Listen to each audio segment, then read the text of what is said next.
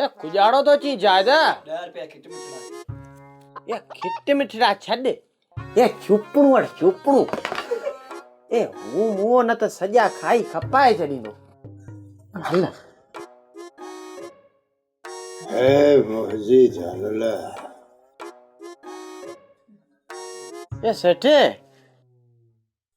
कुजाड़ो है ए सेठे ए हाणे मुआ जो ख्याल आए त फकीर वटा फेरो ॾेई अचो त सही है। अरे सोरा आऊं हाणे फकीर वट वञी कुजाड़ो कंदुसि। ए को सेठ ए को कुजाड़ो कंदे?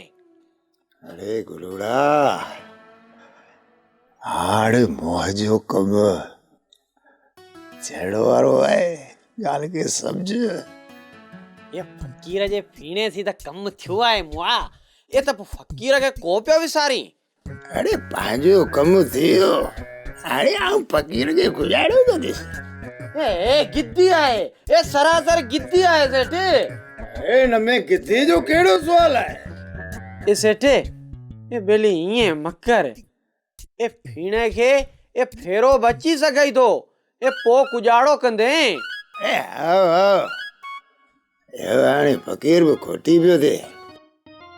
अरे छोरा गुलूड़ा इहा जानल पाण सां अहिड़ो त जुड़ी वई आहे जीअं टापी पियोरसी हाणे जेको पंहिंजो साथ आहे न साथ इहो मरण घड़ीअ ताईं कोन चिजंदो। ये बेली सेठ ए मां चयो ई पियो ए फकीर थी फिटाइण ए चंगी गाल कीने ए मां जी गाल मञ। आओ पो सुना कुजाड़ो कया। ए सेठे ए फकीर दे फेरो ॼणो ये चंगी गाल आहे चंगी। ए गुलूड़ा हाँ फकीर जो छा खाधो है जो मूंखे नुक़सान ॾींदो?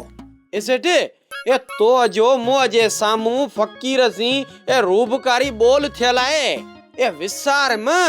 अरे गुलूड़ा कहिड़ी बोल कयल आहे? ए त पूरा 10 तावीत लिखराईंदुसि ए तो को कोन चयो।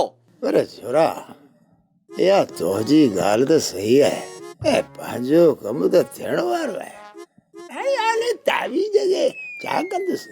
ये बेली सेठ ए को नुकसान थई ए त मुख मचे जो ए आऊं वञा पियो भांडे मां ए माण्हू के वखर ॾियां।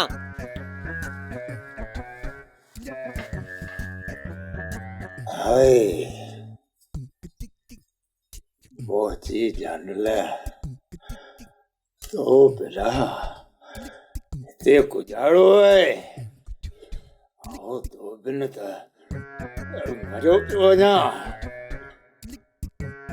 सोप सीरियल सारंग जा तमाम एपिसोड्स ॾिसो HD क्वालिटी में। विजिट करियो असांजो YouTube channel Sindh TV HD drama. Subscribe कयो असांजो official YouTube channel Sindh TV HD drama ऐं वधीक अपडेट लाइ बेल आइकन खे क्लिक करियो।